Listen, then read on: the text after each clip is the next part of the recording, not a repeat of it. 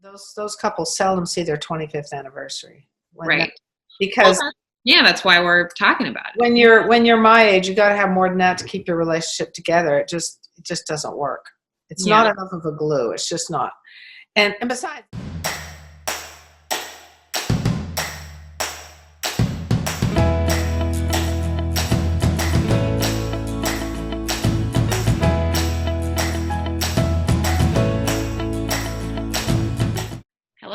Welcome to the Fascinating Womanhood channel, where we talk about everything that has to do with femininity and building strong relationships. I am Cherry Lynn, and I am so excited to be here with Dixie, Andelin, Forsyth. Hi. Hi, and I'm excited to be here too. We are talking about the top 10 warning signs that your relationship might be in trouble. So what do we mean by that? What are we talking about when we say in trouble? Well, that it's headed in the wrong direction, and if it keeps going there, your relationship could break up.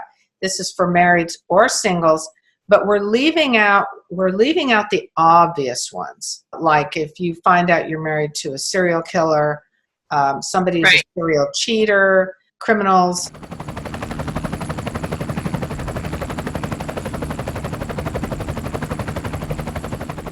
We left out addictions because that's one of the big ones. Addictions is like another person in the marriage. I've seen marriages fall apart for pornography, alcohol, drugs, video games. Anything that can become an addiction can ruin your relationship. This doesn't mean if you have a bunch of them in your relationship, you need to run for the hills. This doesn't mean no. that you're doomed. No, not at all. If there's anyone out there watching that is in a relationship that is what we would probably call toxic, definitely we want those people we encourage everyone out there that's going through that to seek more professional help. This is more about, determining a rocky kind of relationship. Yeah. And why are we talking about this today? Why did we pick this subject? Well, because this is all the things that we picked are real problems in a marriage. And sometimes we don't always see early enough that this is a problem, and we can do something about it with the timeless principles of Fascinating Womanhood. Yeah, and I think too, the only other thing I would add to that is that we hear a lot of women kind of making excuses for some of these things and not really identifying, this is actually not the most healthy thing that's going on. Right. One of the first one we have on our list is arguing a lot. Mm-hmm. All relationships have disagreements. They all do. And that's perfectly normal and even healthy. But arguing, or what we call fighting, and I don't mean physical fights, a lot, where you're doing it several times a week. Yes. You're regularly fighting with each other and you're not resolving. All great relationships have to have a repair function in them to last. And so if you have a repair function in your relationship, you're not going to be arguing as much. There's a lot of contradicting research out there about arguing. And I think a lot of even marriage websites will say that arguing is healthy. And we're just to put it all out there on the table, we are saying that a lot of arguing is not healthy. Well, you have to define arguing, because disagreements, a difference of opinion is different than a fight. You raise your voice, you yell at each other, you're not really listening to each other. That is not healthy. Right. It doesn't, and no one wins those. Disagreements can come to positive conclusions. Fighting is not. It just ends up with hurt feelings, not what that's the kind we're talking about. Yes. And we've done videos on that about what to do when you find that your husband's always picking fights with you. So that's one. Number two, craving consistent time away from him. Mm-hmm. Like always think, when's the next girls' night out? I'm sick of this guy. It's not that we're saying that you shouldn't ever want those things. It's more about the consistency of wanting those things. Consistently looking forward to the next time you're away. And you're relieved when he goes on a business trip. Yes. Or you go on a business trip. That's what we're talking. That's a warning flag. It doesn't mean that you're going to get divorced or you're going to break up. It just means something that you should pay attention to. Right. This is, if any of these things are going on in your relationship, these are things you need to pay attention to and work on using Fascinating Womanhood principles to help resolve this. This isn't like warning you're going to get divorced tomorrow. Okay, so that's not it. Okay, number 3. This is really important. Lying is toxic to relationships. Lying, trust, and infidelity issues. which all kind of go into one. If you do not trust your guy and he doesn't trust you, if you're always wanting to look in his phone because you're afraid he's sexting somebody, and a healthy relationship, you shouldn't really even think about his phone much. Or if he gets a text, you're not thinking, is that another woman or what's he doing? If he's constantly lying to you, he says he's going to be somewhere and he isn't there, or you're constantly worried about him lying, those are big warning flags. And if you let those go on for a long time, it can really damage a relationship. And does that also go in vice versa? If you feel like you as the woman are like your man, your husband is constantly questioning you? Yes, and I'm glad you brought that up, because sometimes, especially if there have been prior relationships or marriages, that person might have a lot of PTSD as far as trust goes. He may be bringing into your relationship his lack of trust and pain of unresolved hurt from the past one where he was cheated on or whatever. And you're getting not benefit the results of that. You're getting dumped on. Yeah. So in that case, that requires a lot of patience and understanding this guy to allow him to heal from it. Yes. And that's something you can do. You say, this is a warning sign. So what can I do? And then we'll address that. The next one is constant sarcastic thoughts or comments. Even if you hold your tongue, if you're constantly thinking, what a jerk, what an idiot, and things like that, that is a warning sign. Even if you don't say it, if you think it regularly, thanks a lot for leaving me a mess, like that kind of thing. You don't say anything. I didn't say anything, but your thoughts turn into actions over time. They always do. And what you can do about that, we'll address those in another video. If anybody wants that one, we'll do one just on that. But do thoughts. The next one is, a lot of us have this one, periods of time, no alone time together. When you have children, and I had 7, I raised 7, a lot of us, all my sisters had this issue. No alone time, no date nights.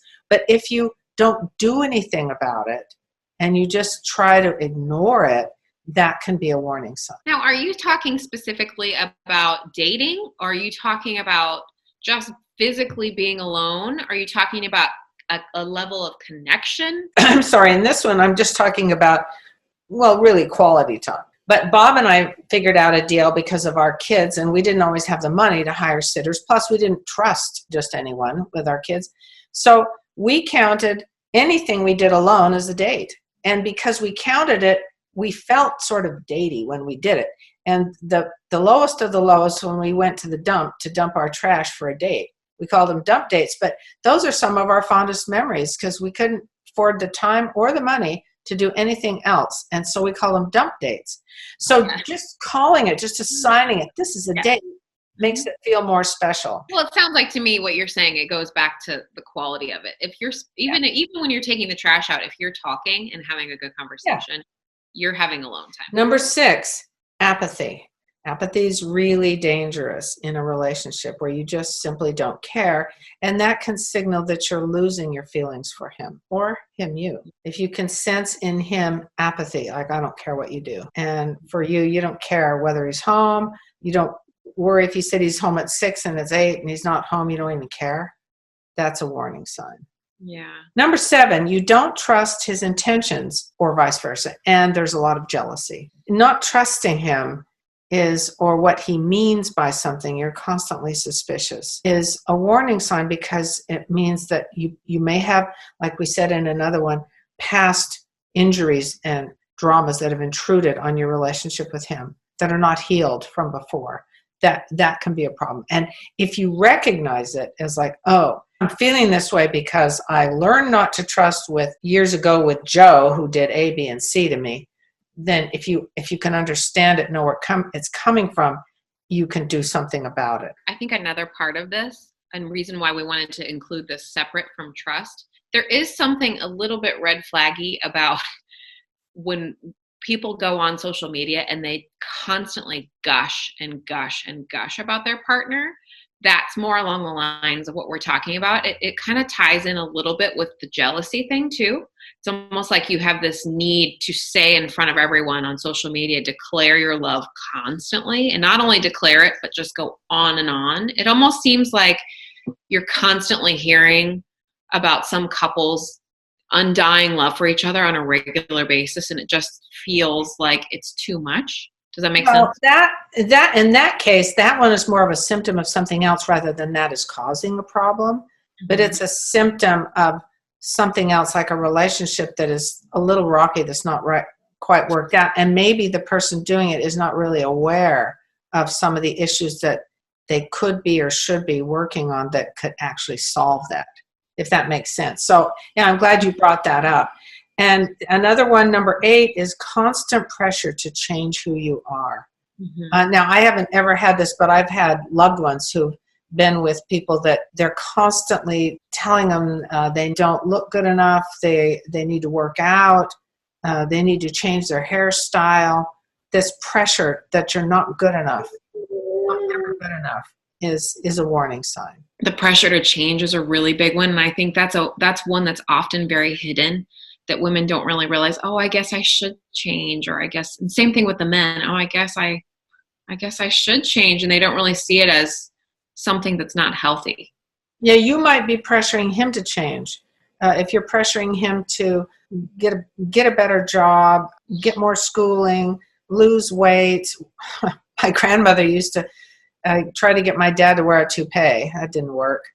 We're not saying that, it's bad to make suggestions and things, like supporting kind of suggestions. This is more about nagging. It gets into the nagging category. It's about nagging and pressure. Yeah. Number 9 is sex issues. It's amazing how many women I've heard that have said after they have a baby or two, they're not interested at all. That sometimes is things that you can't really help, but that's always temporary too. Well, it isn't always. It isn't always, because I've heard some say that basically, too bad, I'm done. And the problem is that when you marry a man, you take him off the market, a good man.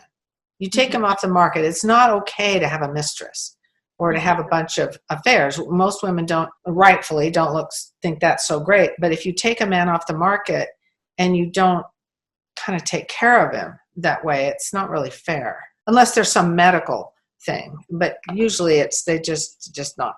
It's gross. They're not interested. Right. I think too, there's couples out there. I've known couples that they have a lot of sex, and that's the only time that they ever really connect is through that. Or even some of the people that get into these relationships when they're dating, and they get into bed way too quick, and then that ends up being what keeps them together. That can always be huge seldom. That's seldom. Those couples seldom see their 25th anniversary. Right. Because that's why we're talking about it. When you're my age, you got to have more than that to keep your relationship together. It just doesn't work. It's not enough of a glue. It's just not.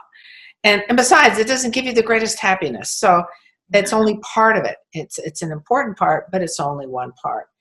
And the last one is that you feel disregarded and not considered, especially in future plans. Any future plans. He just says, oh, we're going to move I live in the United States, so let's just say I live in Missouri. Let's say my husband came home and said, I've decided we're going to move to Pennsylvania. That's a ways away from here.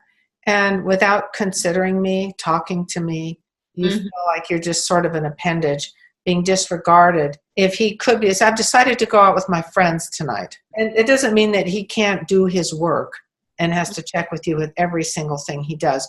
But it would be more like if he tells me, I will be home later tonight because I have these evaluations I have to do. I have people I have to see. Extra people I've been given in the hospital. He doesn't just not come home and I think, what happened? Right. Or disregard me like I'm planning a meal, and then he just doesn't show up and just say, well, I had extra people to see. Doesn't say anything. Right. And I think there's a fine line here, because there can be times where men are forgetful or they just make mistakes. That's not what we're talking about. We're talking about consistently feeling like you are disregarded or the other person is disregarded. Right. This is consistent, not an occasional. Human beings make mistakes. They mess up, and that's okay. We're patient with that. But when it's consistent and you think there's a pattern here, then Yeah. it's a warning sign. And then turn to Fascinating Womanhood. And, you know, sometimes the guy really is making some really bad choices. Yes. And if anybody out there that's watching, if you feel like we forgot anything, or if there's anything that you feel really passionate about that are warning signs in a relationship, definitely comment down below. We'd love to hear from you. Well, thank you so much for all of your amazing advice. And thank you everyone for watching. Don't forget to hit like and subscribe if you like our videos, and subscribe to our channel. And we're here every week. So don't forget to come back next week and see us. Bye. Bye.